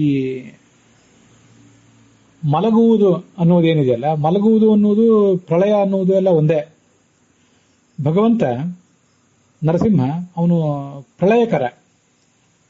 ಹಾಗೆ ಅವನು ನಮ್ಮ ಈ ನಿದ್ರೆಗೂ ಕೂಡ ಅವನೇ ಕಾರಣ. ಪ್ರತಿನಿತ್ಯ ನಾವು ಮಾಡುವಂತಹ ನಿದ್ರಾ ಇದೇನಿದೆಯಲ್ಲ, ಅದಕ್ಕೂ ಕೂಡ ಅವನೇ ಕಾರಣ. ಯಾಕೆ ಹಾಗೆ ವ್ಯಾಖ್ಯಾನ ಮಾಡ್ತಾ ಇದ್ದೇನೆಂದ್ರೆ, ಭಾಗವತ ತಾತ್ಪರ್ಯದಲ್ಲಿ ಒಂದು ಶ್ಲೋಕ ಇದೆ, ಆತ್ಮಾಂತರಾತ್ಮ ಪರಮಾತ್ಮೇತಿ ಮೂರ್ತಿತ್ವಯಂ ಹರೇಹೇ ಜಾಗೃತ್ ಸ್ವಪ್ನ ಸುಷುಪ್ತ್ಯಾದೇಹೇ ಸೃಷ್ಟ್ಯಾದೇಶ ನಿಯಾಮಕಂ ಅಂತ. ಆತ್ಮ, ಅಂತರಾತ್ಮ, ಪರಮಾತ್ಮ ಅನ್ನುವ ಭಗವಂತನ 3 ರೂಪಗಳು ಜಾಗೃತ್ ಸ್ವಪ್ನ ಸುಷುಪ್ತ್ಯಾದೇಹ, ಕ್ರಮವಾಗಿ ಜಾಗೃತ ಅವಸ್ಥೆ, ಸ್ವಪ್ನಾವಸ್ಥೆ ಮತ್ತು ನಿದ್ರಿಸುವ ಅವಸ್ಥೆ ಇವಕ್ಕೆ ನಿಯಾಮಕ. ಅಲ್ಲದೆ ಸೃಷ್ಟಿ, ಪಾಲನೆ ಮತ್ತು ನಾಶಕ್ಕೆ ನಿಯಾಮಕ. ನಾಶಕ್ಕೆ ಮತ್ತು ನಿದ್ರೆಗೆ ಆ ಪರಮಾತ್ಮ ನಿಯಾಮಕ ಅಂತ ಹೇಳಿದಾಗಾಯ್ತು. ಆತ್ಮ, ಅಂತರಾತ್ಮ, ಪರಮಾತ್ಮ ಅಂತ ಕೊನೆಯ ರೂಪ ಪರಮಾತ್ಮ. ಅದು ಸುಷುಪ್ತಿ ಅವಸ್ಥೆಗೆ, ನಮ್ಮ ನಿದ್ರಾವಸ್ಥೆಗೆ ನಿಯಾಮಕ, ಮತ್ತೆ ಅದು ನಾಶಕ್ಕೂ ಕೂಡ ನಿಯಾಮಕ. ಇದರಿಂದ ಏನು ಹೇಳಿದಾಗಾಯ್ತು, ಇದಕ್ಕೆ ಇನ್ನೂ ಸ್ವಲ್ಪ ಸ್ಪಷ್ಟೀಕರಣ ಬೇಕು. ಈ ಆತ್ಮ, ಅಂತರಾತ್ಮ, ಪರಮಾತ್ಮ ಅನ್ನೋದು ಜಾಗೃತ ಅವಸ್ಥೆ, ಸ್ವಪ್ನಾವಸ್ಥೆ ಮತ್ತು ಸುಷುಪ್ತ ಅವಸ್ಥೆಗೆ ನಿಯಾಮಕ ಅಂತ ಬಂತಲ್ಲ, ಅದೇ ಅವಸ್ಥೆಗಳಿಗೆ ನಿಯಾಮಕವಾದ ಭಗವಂತನ ಮತ್ತು 3 ರೂಪಗಳಿವೆ ಅಲ್ಲ, ವಿಶ್ವ, ತೈಜಸ, ಪ್ರಾಜ್ಞೆ ಅಂತ. ವಿಶ್ವ ಜಾಗೃತ ಅವಸ್ಥೆಗೆ, ತೈಜಸ ಸ್ವಪ್ನಾವಸ್ಥೆಗೆ, ಪ್ರಾಜ್ಞೆ ನಿದ್ರಾವಸ್ಥೆಗೆ ನಿಯಾಮಕ ಅಂತ ನಮ್ಗೆ ಗೊತ್ತಿದೆ. ಆದ್ರಿಂದ ಈ ನಿದ್ರಾವಸ್ಥೆಗೆ ಭಗವಂತನಾದ ಪ್ರಾಜ್ಞ, ಹಾಗೇನೆ ಮತ್ತೆ ಭಗವಂತನಾದ ಪರಮಾತ್ಮ, ಭಗವಂತನ ಪ್ರಾಜ್ಞೆ ಎಂಬ ರೂಪ, ಪರಮಾತ್ಮ ಎಂಬ ರೂಪ, ಇವು ಆ ನಿದ್ರಾವಸ್ಥೆಗೆ ನಿಯಾಮಕ. ಪ್ರಾಜ್ಞನಾಮಕ ಪರಮಾತ್ಮನನ್ನು ಆಲಂಗಿಸಿ ಉದೇ ನಿದ್ರೆ ಅಂತ ನಮ್ಗೆ ಗೊತ್ತಿದೆ, ಶಾಸ್ತ್ರ ಪ್ರಸಿದ್ಧವಾದಂತಹ ವಿಷಯ. ಈ ಪ್ರಾಜ್ಞನಾಮಕ ಪರಮಾತ್ಮ, ಪ್ರಾಜ್ಞನಾಮಕ ಭಗವಂತ ಮತ್ತು ಪರಮಾತ್ಮ ನಾಮಕ ಭಗವಂತ ಮಾಡುವ ಕೆಲಸವನ್ನೇ ಈ ನರಸಿಂಹನಾಮಕನಾದ ಭಗವಂತನೂ ಮಾಡ್ತಾನೆ. ಅದು ನಮಗೆ ಆ ಶಿಲ್ಪದಲ್ಲಿ ಕಾಣುವಂತಹ ಒಂದು ಸಂದೇಶ. ಅದೇನು, ನರಸಿಂಹ ಮಾಡುವುದು ಪ್ರಳಯವನ್ನ, ಸೃಷ್ಟಿ, ಪಾಲನ, ಪ್ರಳಯ ಈ 3ರಲ್ಲಿ ಕೊನೆಯದನ್ನ ಮಾಡುವವನು ನರಸಿಂಹ. ಮತ್ಸ್ಯ, ಕೂರ್ಮ ಇತ್ಯಾದಿ ರೂಪಗಳಿಂದ ಅವನು ಜಗತ್ತನ್ನ ಸೃಷ್ಟಿಸ್ತಾನೆ. ಮತ್ಸ್ಯಾದಿ ರೂಪಿ ಪೋಷಯತಿ, ಭಾಗವತ ತಾತ್ಪರ್ಯ ಹೇಳುವಂತೆ. ಮತ್ಸ್ಯ ಮೊದಲಾದ ರೂಪಗಳಿಂದ ಸೃಷ್ಟಿಸುವುದಲ್ಲ, ಪಾಲಿಸುವುದು. ನೃಸಿಂಹೋ ರುದ್ರ ಸಂಸ್ಥಿತ ವಿಲಾಪಯೇತ್, ಮತ್ತೆ ರುದ್ರನಲ್ಲಿದ್ದು ಅವನು ಈ ಜಗತ್ತನ್ನ ನಾಶ ಮಾಡ್ತಾನೆ. ವಿರಿಂಚಸ್ಥ ಸೃಜತಿ, ಬ್ರಹ್ಮನಲ್ಲಿ ಇರುವ ರೂಪದಿಂದ ಆತ ಜಗತ್ತನ್ನ ಸೃಷ್ಟಿಸ್ತಾನೆ ಅಂತ ಹೀಗೆ ಭಾಗವತ ತಾತ್ಪರ್ಯ ಮತ್ತೊಂದು ಕಡೆ ಹೇಳ್ತದೆ. ಅಂತೂ ಈ ಭಗವಂತನ ಪ್ರಾಜ್ಞ, ಪರಮಾತ್ಮ ಮತ್ತು ಆ ಕೊನೆಯದಾದಂತಹ ನರಸಿಂಹ ಎಂಬ ರೂಪ, ಈ 3 ರೂಪಗಳು ಕೂಡ ಈ ನಿದ್ರೆ ಅಥವಾ ಪ್ರಳಯ ಇವುಗಳಿಗೆ ನಿಯಾಮಕವಾದಂತಹ ರೂಪಗಳು. ಸ್ವಾಪಂ ಪ್ರಾಪಯತಿ ಶ್ರಮಾಪಹೃತಯೇ ಕಲ್ಪಾವಸಾನೇ ಚಯ ತಮ್ ದೇವಂ ಪಿತರಂ ಪತಿಂ ಗುರುತಮಂ ಒಂದೇ ರಮಾವಲ್ಲಭಂ ಅಂತ ಜಯತೀರ್ಥರು ತತ್ವನಿರ್ಣಯದಲ್ಲಿ ಮಂಗಲಾಚರಣ ಪದ್ಯವನ್ನು ಹೇಳ್ತಾರೆ. ವಿಶ್ವಸ್ಯೋದಯ ಮಾತನೋತಿ ತದನು ತ್ರಾಣಂ ವಿಧತ್ತೇ ಪುನಃ ಸೌಖ್ಯಾಪ್ತೀತರ ಹಾನಿ ಸಾಧನಮಲಂ ವಕ್ತಿ ಶ್ರುತಿರ್ವ್ಯಂಜಯನ್ ಸ್ವಾಪಂ ಪ್ರಾಪಯತಿ ಶ್ರಮಾಪಹೃತಯೇ ಕಲ್ಪಾವಸಾನೇಚಯ ತಮ್ ದೇವಂ ಪಿತರಂ ಪತಿಂ ಗುರುತಮಂ ಒಂದೇ ರಮಾವಲ್ಲಭಂ ಅಂತ ಪೂರ್ಣ ಶ್ಲೋಕ. ತುಂಬಾ ಅದ್ಭುತವಾದ ಶ್ಲೋಕ ಅದು. ವಿಶ್ವಸ್ಯ ಉದಯ ಮಾತನೋತಿ, ಪ್ರತಿನಿತ್ಯ ನಮ್ಮನ್ನು ಬೆಳಗ್ಗೆ ಎಬ್ಬಿಸ್ತಾನೆ. ಅದಕ್ಕೆ ಎರಡು ಅರ್ಥಗಳಿವೆ, ಅದನ್ನು ಗಮನಿಸಿ. ಬೆಳಗ್ಗೆ ನಮ್ಮನ್ನು ಎಬ್ಬಿಸ್ತಾನೆ, ಆಮೇಲೆ ನಮ್ಮನ್ನು ರಕ್ಷಿಸ್ತಾನೆ, ಮತ್ತೆ ನಮಗೆ ಸುಖದಾಯ, ನಮಗೆ ಯಾವುದು ಹಿತಕರ ಯಾವುದು ಅಹಿತಕರ ಅಂತ ಅನ್ನೋದನ್ನ ನಮಗೆ ತೋರಿಸ್ತಾನೆ. ಬೆಳಿಗ್ಗೆ ಎದ್ದಾಗಿಂದ ರಾತ್ರಿ ಮಲಗುವ ತನಕ ಪ್ರತಿಯೊಂದು ಸಂಗತಿಯೂ ಕೂಡ ಅವನ ಮಾರ್ಗದರ್ಶನದಂತೆ ನಮ್ಗೆ ಯಾವುದು ಹಿತಕರ ಯಾವುದು ಅಹಿತಕರ ಅಂತ ಕಂಡು ಬರ್ತದೆ. ಹಾಗೆ ನಾವು ಮುಂದುವರಿತೇವೆ. ಶ್ರುತಿ ವ್ಯಂಜಯನ್, ಪ್ರತಿ ದಿವಸವೂ ಶಾಸ್ತ್ರಗಳನ್ನು ನಮಗೆ ಆತ ತೋರಿಸ್ತಾ ಇರ್ತಾನೆ. ಕೊನೆಗೆ ಆ ದಿನ ಮುಗಿದಾಗ, ನಾವು ದಣಿದಾಗ ತನ್ನ ತೊಡೆಯ ಮೇಲೆ ನಮ್ಮನ್ನು ಮಲ್ಕಿಸ್ಕೋತಾನೆ. ನಾವು ಹಾಸಿಗೆ ಮೇಲೆ ಮಲಗಿದ್ರು, ಮಂಚದ ಮೇಲೆ ಮಲಗಿದ್ರು, ಬೇಸಿಗೆ ಅಂತ ಹೇಳಿ ನೆಲದ ಮೇಲೆ ಮಲಗಿದ್ರು, ಎಲ್ಲಿ ಹೋದ್ರು ಅವನ ತೊಡೆಯ ಮೇಲೆ ಮಲಗಿರೋದು. ಅದು ಅದ್ಭುತ. ಯಾಕೆಂದ್ರೆ ಅವನು ಸಹಸ್ರ ಶೀರ್ಷ ಪುರುಷ, 1000 ತಲೆ ಇದೆ ಅವನಿಗೆ. ಎಲ್ಲೆಲ್ಲೂ ಅವನ ತಲೆ ಇದೆ, ಎಲ್ಲೆಲ್ಲೂ ಅವನ ಕಣ್ಣಿದೆ, ಎಲ್ಲೆಲ್ಲೂ ಅವನ ತೋಳ್ಗಳಿದೆ, ಎಲ್ಲಾ ಕಡೆಯೂ ಅವನ ಕಾಲಿದೆ, ಎಲ್ಲಾ ಕಡೆಯೂ ಅವನ ತೊಡೆಯೂ ಇದೆ. ನಾವು ಮಲಗುವುದು ಯಾವತ್ತೂ ಅವನ ತೊಡೆಯ ಮೇಲೆ, ಕೂತ್ಕೊಂಡಿರುವುದು ಅವನ ತೊಡೆಯ ಮೇಲೆ. ಅದಕ್ಕೆ ಸ್ವಾಪಂ ಪ್ರಾಪಯಿತಿ ಶ್ರಮಾಪಹೃತಯೇ ಕಲ್ಪಾವಸಾನೇಚಯ. ಆ ದಿನ ಮುಗಿದಾಗ ನಮ್ಮನ್ನ ತೊಡೆಯ ಮೇಲೆ ಮಲಗಿಸಿಕೊಂಡು ದಣಿವು ಆರಿಸ್ತಾನೆ. ನಾವು ಆ ಭಗವಂತನಿಗೆ ಜೋಜೋ ಅಂತೇಳಿ ತೂಗುವುದು ಆ ಕಡೆ ಇರಲಿ, ಅವನೇ ನಮ್ಮನ್ನು ತೊಡೆಯ ಮೇಲೆ ಮಲಗಿಸ್ಕೊಂಡು ನಮಗೆ ನಿದ್ರೆ ಬರೆಸ್ತಾನೆ, ನಮ್ಮ ದಣಿವು ಆರಿಸ್ತಾನೆ.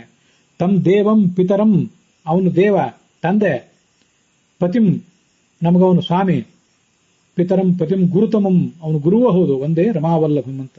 ತುಂಬಾ ಅದ್ಭುತವಾದ ಶ್ಲೋಕ.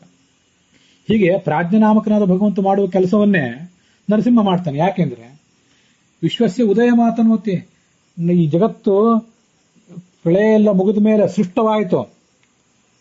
ಆಮೇಲೆ ಜಗತ್ತನ್ನು ಸೃಷ್ಟಿಸಿ ಜೀವರೆಲ್ಲರನ್ನು ಅವರವರ ದೇಹದಲ್ಲಿ ತೊಡಗಿಸಿ ಅವರಿಗೆ ರಕ್ಷಣೆ ಕೊಟ್ಟ. ಶ್ರುತಿ ವ್ಯಂಜಯನ್, ಅವರ ಸಾಧನ ಮಾರ್ಗದಲ್ಲಿ ಅವರಿಗೆ ಯಾವ ಶಾಸ್ತ್ರಗಳನ್ನು ಹೇಳಬೇಕಾಗಿತ್ತು ಅದನ್ನೆಲ್ಲ ತೋರಿಸಿಕೊಟ್ಟ. ಹಿತ ಯಾವುದು ಅಹಿತ ಯಾವುದು ಅದನ್ನು ತೋರಿಸಿಕೊಟ್ಟ. ಕೊನೆಗೆ ಕಲ್ಪಾವಸಾನೆ, ಸೃಷ್ಟಿಯೆಲ್ಲ ಮುಗಿದ ಮೇಲೆ ದಿನಕಲ್ಪ ಮುಗಿದಾಗ, ಮನ್ವಂತರ ಕಲ್ಪ ಮುಗಿದಾಗ, ದಿನಕಲ್ಪ ಮುಗಿದಾಗ, ಕೊನೆಗೆ ಮಹಾಕಲ್ಪ ಮುಗಿದಾಗ ಕೂಡ, ಮನ್ವಂತರ ಕಲ್ಪ ಅಂದ್ರೆ 30 ಕೋಟಿ ವರ್ಷದ ಒಂದೊಂದು ಕಲ್ಪ, ದಿನಕಲ್ಪ ಅಂದ್ರೆ 432 ಕೋಟಿ ವರ್ಷದ ಹಗಲು, 432 ಕೋಟಿ ವರ್ಷದ ರಾತ್ರಿ, ಅದು ಮುಗಿದಾಗ. ಮಹಾಕಲ್ಪ ಅಂದ್ರೆ 31,104,000 ಕೋಟಿ ವರ್ಷಗಳ ಮಹಾಕಲ್ಪ ಮುಗಿದಾಗ ಕೂಡ ಕಲ್ಪಾವಸಾನ ಅಂದ್ರೆ ಅದು. ಆ ಕಲ್ಪಾವಸಾನ, ಈ 3 ಕಲ್ಪಗಳು ಮುಗಿದಾಗ, ಇಷ್ಟು ದಿವಸ ಸಂಸಾರದಲ್ಲಿ ದಣದಿದ್ದೆ, ಸಂಸಾರದ ನಿನ್ನ ದಣಿವನ್ನೆಲ್ಲ ಹೋಗಲಾಡಿಸಿದ್ದೇನೆ, ಭಯವನ್ನು ಹೋಗಲಾಡಿಸಿದ್ದೇನೆ, ಈಗ ಶಾಂತನಾಗಿ, ನನ್ನ ನಿಶ್ಚಿಂತನಾಗಿ, ನಿರ್ಭಯನಾಗಿ ನನ್ನ ತೊಡೆಯ ಮೇಲೆ ಬಂದು ಮಲಗು ಬಾ ಅಂತ ಭಗವಂತ ಮಲಗಿಸ್ತಾನೆ. ಸಹಾಯಸ್ಥಃ ಪಿತುರರ್ಧಂ ವಿವೇಶ ಅಂತ ಋಗ್ವೇದ ಹೇಳ್ತದೆ. ಜೀವ ಆಯಸ್ಥಃ, ವಿಪರೀತ ದಣಿವಾಗಿ ಕೊನೆಗೆ ತಂದೆಯಾದ ಭಗವಂತನ ಅರ್ಧ ಅದ ಮನೆ ಅದನ್ನು ಹೋಗಿ ತಲುಪ್ತಾನೆ ಅಂತ ಋಗ್ವೇದವು ಕೂಡ ಅವನನ್ನು ವರ್ಣನೆ ಮಾಡ್ತದೆ. ಹಾಗೆ ಭಗವಂತ ನಮ್ಮ ತೊಡೆಯ ಮೇಲೆ ಮಲ್ಕಿಸ್ಕೋತಾನೆ, ಪ್ರಳಯ ಮಾಡ್ತಾನೆ. ಪ್ರಳಯ ಮಾಡುವುದು ಅಂದ್ರೆ ನಮಗೆಲ್ಲ ಒಂದು ವಿಶ್ರಾಂತಿಯೇ. ಇನ್ನು ಮತ್ತೆ ಹುಟ್ಟು ಸಾವು ಇದರ ಜಂಜಡ ನಮ್ಗೆ ಯಾವುದು ಕೂಡ ಇರೋದಿಲ್ಲ ಅಂತ ಅದರ ಒಂದು ಸಂಕೇತ. ಹೀಗೆ ಪ್ರಾಜ್ಞ, ಪರಮಾತ್ಮ, ನರಸಿಂಹ ಇವರೇ ನಮಗೆ ಪ್ರಳಯವನ್ನ ಮತ್ತು ನಿದ್ರೆಯನ್ನ ಮಾಡಿಸುವಂಥವ್ರು. ಹಾಗೆ ಭಗವಂತ ನಮ್ಮ ತೊಡೆಯ ಮೇಲೆ, ತನ್ನ ತೊಡೆಯ ಮೇಲೆ ನಮ್ಮನ್ನು ಮಲಗಿಸ್ಕೊಂಡಿದ್ದಾನೆ. ಪ್ರಹ್ಲಾದ ಅನ್ನುವುದು ಒಟ್ಟಾರೆ ಒಂದು ಜೀವನಿಗೆ ಸಂಕೇತ. ಪ್ರಹ್ಲಾದ ಮಾತ್ರ ಅವನನ್ನು ಸಾಕ್ಷಾತ್ತಾಗಿ ನೋಡಿದ್ದ, ನಾವು ಸಾಕ್ಷಾತ್ತಾಗಿ ನೋಡಿಲ್ಲದೆ ಇರಬಹುದು. ಆದರೂ ಕೂಡ ನಾವು ಆತನ ತೊಡೆಯ ಮೇಲೆ ಮಲಗಿದ್ದು ನಮ್ಮ ದಣಿವನ್ನು ಆರಿಸ್ಕೋತಾ ಇದ್ದೇವೆ. ನಮಗಂಥದ್ದು ದಿವ್ಯ ಅನುಗ್ರಹವನ್ನು ಅವನು ಮಾಡಿದ್ದಾನೆ ಅಂತ ನಾವು ತಿಳಿದುಕೊಳ್ಬೇಕು. ಇದು ಅಂಥ ಪ್ರಾಚೀನರಾದವರು ಮಾಡಿದಂಥ ಕೆಲವು ಶಿಲ್ಪಗಳ ಮೂಲಕ ನಾವು ನಮ್ಮನ್ನ ತಿಳ್ಕೊಳ್ಬೇಕಾದದ್ದು. ಮತ್ತೊಂದು ತುಂಬಾ ಸುಂದರವಾದಂತಹ ಶಿಲ್ಪ, ಒಂದು ವಿಗ್ರಹ ನನ್ನ ಗಮನಕ್ಕೆ ಬಂದಿದೆ. ನಮ್ಮ ಆತ್ಮೀಯರೊಬ್ರು ಭಾರತೀಶ್ ಅಂತ, ಇವರು ಕೋಲಾರದಲ್ಲಿ ಇರ್ತಾರೆ. ಅವ್ರದ್ದು ಅವರೂರು ವಂಶದ ಹೆಸರು ಅವರೂರು ಅಂತ. ಅದು ಕೂಡ ಅವರ ಪೂರ್ವಜರು ಪೂಜೆ ಮಾಡ್ತಾ ಇದ್ದಂಥ ಒಂದು ಲಕ್ಷ್ಮೀ ನರಸಿಂಹನ ಪ್ರತಿಮಾ. ಅದ್ರ ವೈಶಿಷ್ಟ್ಯ ಹೀಗಿದೆ, ಪ್ರಹ್ಲಾದರಾಜನ ತಲೆಯ ಮೇಲೆ ಅವನ ಅಭಯ ಹಸ್ತ ಇದೆ, ಎಡೆ ತೊಡೆಯ ಮೇಲೆ ಲಕ್ಷ್ಮೀ ದೇವಿ ಇರುವಂತಹ ಒಂದು ಪ್ರತಿಮಾ. ಅದು ವಿಶೇಷ ದಿನಗಳಲ್ಲಿ ಅವರು ಅದರ ಪೂಜಾ ಇತ್ಯಾದಿಗಳನ್ನೆಲ್ಲ ಮಾಡ್ತಾರೆ. ಅದನ್ನು ತಮ್ಮ ಗಮನಕ್ಕೆ ಯಾಕೆ ತಂದೆ ಅಂದ್ರೆ, ಇಂಥ ಪ್ರತಿಮೆಗಳು ಎಲ್ಲಾ ಕಡೆ ಕಾಣಿಸೋದಿಲ್ಲ. ನಾನು ಈಗಾಗಲೇ ಹೇಳಿದಂತೆ ಲಕ್ಷ್ಮೀದೇವಿ ಇರುವಂತಹ ಪ್ರತಿಮಾ, ಉಗ್ರವಾದಂತಹ ನರಸಿಂಹನ ಪ್ರತಿಮಾ, ಯೋಗ ನರಸಿಂಹನ ಪ್ರತಿಮಾ ಅನೇಕ ಕಡೆ ಇದೆ. ಅನೇಕ ಜನ ನನ್ನ ಪರಿಚಿತರೇ ಇರುವಂತಹ ನಮ್ಮ ಬಂಧುಗಳು ಮತ್ತೆ ಆಪ್ತರಾದವರು ಅನೇಕ ಜನ ತಮ್ಮ ತಮ್ಮ ಮನೆಗಳಲ್ಲಿ ಪೂರ್ವಿಕರಿಂದ ಬಂದಿರುವಂತಹ ಪ್ರತಿಮೆಗಳನ್ನ ಬಹಳ ನಿಷ್ಠೆಯಿಂದ ಪೂಜಾ ಮಾಡುವಂತಹವರೆಲ್ಲ ಇದ್ದಾರೆ. ಒಂದು ಯಾವುದಾದ್ರು ವಿಶೇಷ ಸಂದರ್ಭದಲ್ಲಿ ಅದರ ಪೂಜಾ ಮಾಡಬೇಕಾದ್ರೆ ಅದಕ್ಕಿಂತ ಪೂರ್ವಭಾವಿಯಾಗಿ ವಿಶೇಷ ನಿಯಮಗಳನ್ನೆಲ್ಲ ಅನುಸರಿಸಿ, ಒಂದು ನೀರು ಸೇವನೆ ಮಾಡಬೇಕು ಅಂದ್ರೆ, ಆಹಾರ ಸೇವನೆ ಮಾಡಬೇಕು ಅಂದ್ರೂ ಕೂಡ ವಿಶೇಷವಾದಂತಹ ಮಡಿ ಮೈಲಿಗೆಗಳನ್ನ ಅನುಸರಣೆ ಮಾಡಿ, ಅದಾದ್ಮೇಲೆ ಒಂದು ಶುದ್ಧಿಯನ್ನು ತಂದುಕೊಂಡು ತಮ್ಮ ಮನಸ್ಸಿಗೆ ಸಮಾಧಾನ ಅನಿಸಿದ ಮೇಲೆ ಅಂತಹ ಪ್ರತಿಮೆಗಳನ್ನು ಪೂಜಾ ಮಾಡುವವರಿದ್ದಾರೆ. ಯಾವ ಪ್ರತಿಮಾದಲ್ಲಿ ಹೆಚ್ಚು ಸನ್ನಿಧಾನ, ಯಾವ ಪ್ರತಿಮಾದಲ್ಲಿ ಕಡಿಮೆ ಸನ್ನಿಧಾನ ಅಂತ ಅನ್ನೋದನ್ನ ನಾನಿಲ್ಲಿ ಹೇಳಲಿಕ್ಕೆ ಹೊರಟಿಲ್ಲ. ಆದರೆ ಅಂಥ ಪ್ರತಿಮಾಗಳು ಆಯಾಯ ಮನೆಗಳಲ್ಲಿ ಪ್ರಾಚೀನರಿಂದ ಬಂದದ್ದಿವೆ. ಒಂದು ನಾನೀಗ ನನ್ಗೆ ವಿಶೇಷ ಗಮನ ಸೆಳೆದದ್ದು ಒಂದು ಪ್ರತಿಮಾ, ಅದು ಭಂಡಾರಕೇರಿ ಮಠದಲ್ಲಿರುವಂಥದ್ದು, ಪ್ರಹ್ಲಾದರಾಜರನ್ನು ತೊಡೆ ಮೇಲೆ ಮಲಗಿಸಿಕೊಂಡಿರುವಂಥದ್ದು. ಇನ್ನೊಂದು ತನ್ನ ಅಭಯ ಹಸ್ತವನ್ನ ಆ ಪ್ರಹ್ಲಾದರಾಜನ ತಲೆ ಮೇಲೆ ಇಟ್ಟಿರುವಂತಹ ಪ್ರತಿಮಾ. ನಾವು ಆ ಭಗವಂತನ ಧ್ಯಾನವನ್ನು ಮಾಡಿ ತೊಡಗಿದಾಗ ಅಯಮ್ಮೇ ಹಸ್ತೋ ಭಗವಾನ್ ಅಯಮ್ಮೇ ಭಗವತ್ತರಹ ಅನ್ನೋ ಈ ಮಂತ್ರವನ್ನು ಹೇಳುತ್ತಾ, ಭಗವಂತನ ಆ ಅಭಯ ಹಸ್ತ ನಮ್ಮ ತಲೆಯ ಮೇಲಿದೆ, ನಮ್ಮ ಇಡೀ ಶರೀರವನ್ನು ಕೂಡ ಅದು ನೇವರಿಸ್ತಾ ಇದೆ, ನಮಗೆ ಬಂದಿರುವಂತಹ ಎಲ್ಲಾ ಥರದ ಭಯಗಳನ್ನು ಅದು ನಿವಾರಿಸ್ತಾ ಇದೆ, ಅದೇ ಅಭಯ ಹಸ್ತ ಅಂತ ಆ ಭಗವಂತನನ್ನ ನಾವು ಧ್ಯಾನಿಸಲಿಕ್ಕೆ ತುಂಬಾ ಉಪಯುಕ್ತವಾದಂತಹ ಒಂದೆರಡು ಶಿಲ್ಪಗಳವು. ಮತ್ತೆ ಆ ಭಗವಂತನನ್ನ ಈ ಭಾಗವತದಲ್ಲಿ ಬೇರೆ ಬೇರೆ ಶ್ಲೋಕಗಳಲ್ಲಿ ವರ್ಣನೆ ಮಾಡಿದ್ದನ್ನ, ಮತ್ತೆ ತಂತ್ರಸಾರದಲ್ಲಿ ಬಂದದ್ದನ್ನ ಇತ್ಯಾದಿ ಬೇರೆ ಬೇರೆ ಕಡೆ ಬಂದದ್ದನ್ನೆಲ್ಲ ನಾನು ಸಂಗ್ರಹಿಸಿಟ್ಟಿದ್ದೆ. ಅದರಲ್ಲಿ ಈ ಭಾಗವತದಲ್ಲೇ ಬರುವಂತಹ ಮತ್ತೊಂದು ದಿವ್ಯವಾದಂತಹ ಶ್ಲೋಕ ಇದೆ, ಅದನ್ನು ಹೇಳಿದ್ದೆ ಅನೇಕ ಬಾರಿ.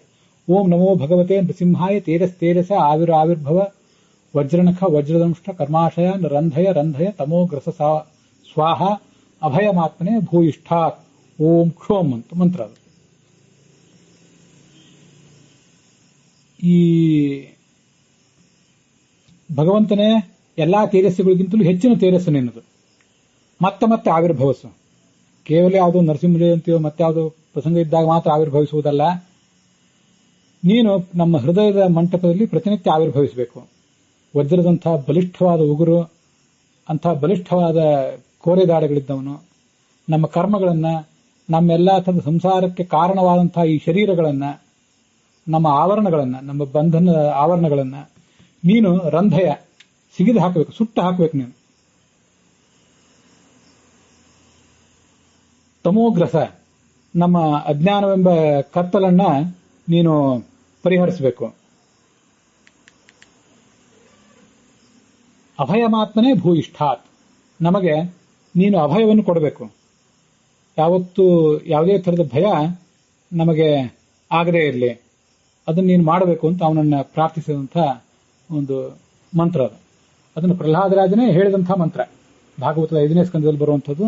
ಅದರ ವೈಶಿಷ್ಟ್ಯ ಇದೆ, ಅದಕ್ಕೆ ಯಾವುದೇ ಅಂಗನ್ಯಾಸ ಕರನ್ಯಾಸ ಇತ್ಯಾದಿ ಯಾವುದೂ ಇಲ್ಲದೇನೆ ಅದು 10 ಮಂತ್ರಗಳಿಗೆ ಒಂದು ತರ್ಪಣದಂತೆ ಅದರ ಅಗತ್ಯವೂ ಇಲ್ಲದೆ ಹೇಳಬಹುದಾದಂತಹ ಒಂದು ಮಂತ್ರ. ಮತ್ತೆ ತಸ್ಮಾತ್ ರಜೋ ರಾಗ ವಿಷಾದಮನ್ಯು ಮಾನಸ್ಪೃಹ ಭಯ ದೈನ್ಯಾದಿ ಮೂಲಂ ಹಿತ್ವಾ ಗೃಹಂ ಸಂಸ್ಕೃತಿ ಚಕ್ರವಾಲಂ ನೃಸಿಂಹಪಾದಂ ಭಜತಾ ಕುತೋ ಭಯಂ ಅಂತ ಇದು ಕೂಡ ಅಲ್ಲೇ ಭಾಗವತದ ಆ ಪಂಚಮ ಸ್ಕಂದದ 5ನೇ ಅಧ್ಯಾಯದಲ್ಲಿ 18ನೇ ಪಂಚಮ ಸ್ಕಂದದ 18ನೇ ಅಧ್ಯಾಯದಲ್ಲಿ ಬರುವಂತಹ ಶ್ಲೋಕ. ಇದಾಗಲೇ